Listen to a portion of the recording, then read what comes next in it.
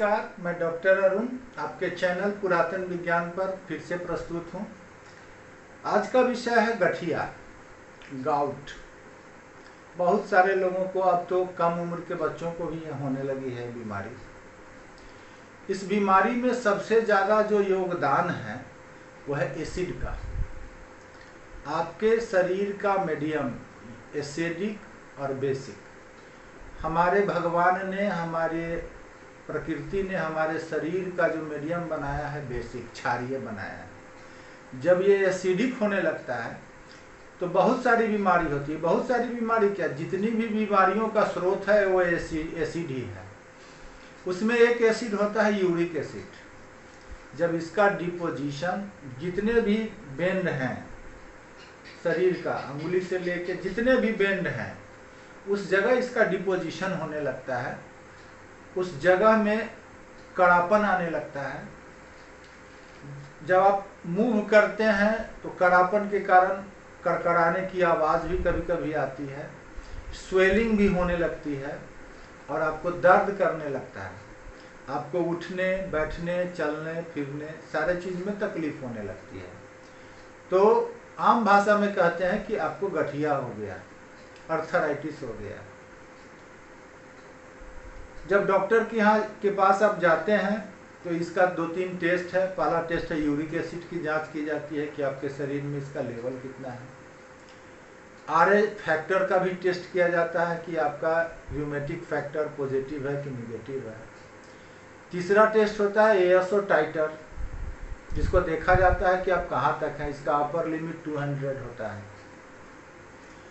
और गठिया में एक बहुत बड़ा रोल थायराइड का भी होता है। कभी कभी थायराइड के कारण भी गठिया होता है। लेकिन ये होता कैसे है, ये हमारे जीवन शैली के कारण होता है।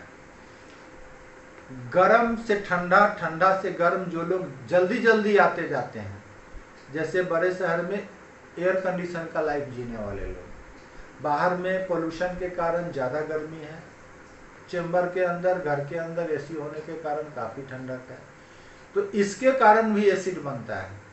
दूसरा कारण है खाने का तरीका। आप जो खाते हैं उसके बारे में आपको आजकल के दौर में तो कोई जानकारी ही नहीं। लोग सिर्फ शौकिया खाते हैं या अपना शान शौकत दिखाने के लिए बड़े बड़े होटल में जाके खाते हैं और गलत चीज़ खाते हैं। जैसे पिज्ज़ा है, बर्गर है, चाउमीन है, जंक फूड है, चाइनीज़ फूड है।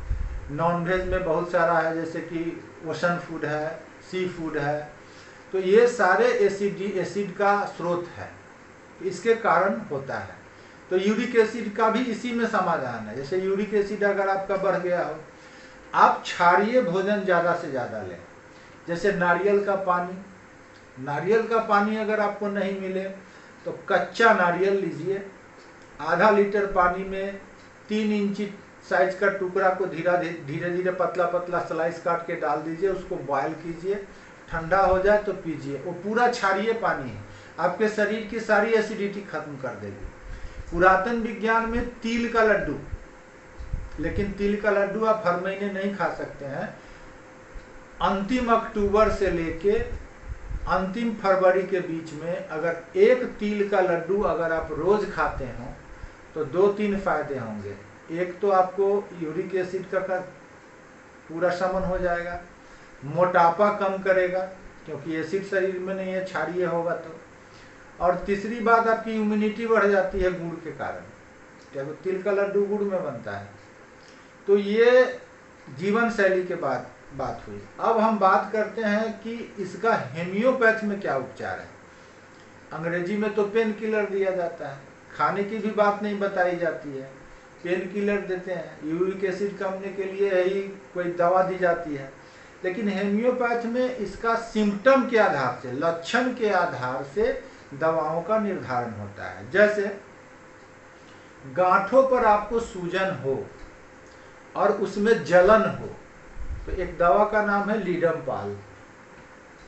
दूसरी बात, ये जो अकड़ गया है, जकड़ गया है आपके जॉइंट्स, इसमें 2 प्रकार के लक्षण होते हैं। एक तो आप थोड़ा देर मूव करते हैं तो थोड़ी देर के मूवमेंट के बाद ये इजी हो जाता है। तो ये जब लक्षण हो तो इसमें रस्टक्स दवा का प्रयोग होता है।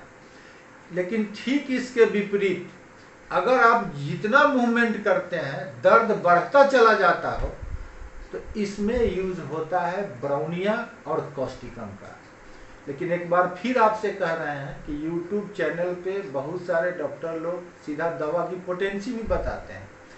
आपके अवेयरनेस के लिए, आपके नॉलेज के लिए मैं बता रहा हूं कि होम्योपैथ में ये संभव है। लेकिन आप क्लिनिक पे जाके किसी अच्छे फिजिशियन से मिलिए।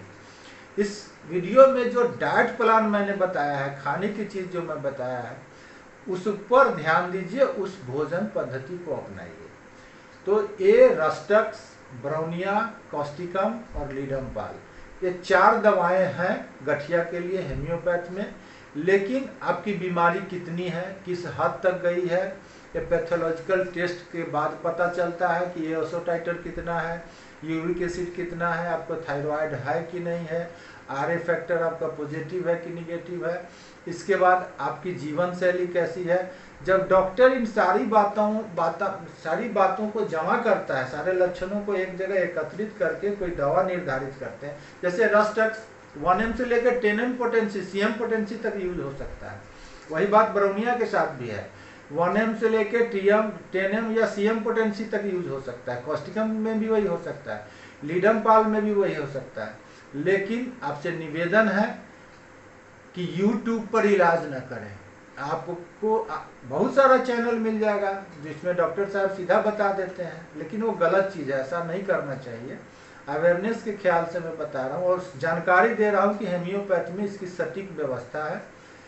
हमारे डिस्क्रिप्शन में व्हाट्सएप नंबर दिया गया हुआ है। आपके किसी शुभचिंतक को, आपके किसी रिश्तेदार को ऐसा प्रॉब्लम हो तो आप सिर्फ व्हाट्सएप, फ़ोन नहीं, सिर्फ व्हाट्सएप करें, सारा कंडीशन बताएं। हो सकता है मैं आपको कोई सलाह दूं। तो ये थी गठिया के विषय में एक छोटी सी जानकारी, जिसमें यूरिक एसिड के बारे में भी जानकारी थी, थायराइड के बारे में भी थोड़ी सी जानकारी थी। इस जानकारी के लिए आप इस वीडियो को पूरा देखें, शेयर करें अपनों में, ताकि वो लोग भी देखें। पसंद आए तो लाइक करें। अगर हमारे चैनल को अभी तक आपने सब्सक्राइब नहीं किया है तो सब्सक्राइब करें। धन्यवाद।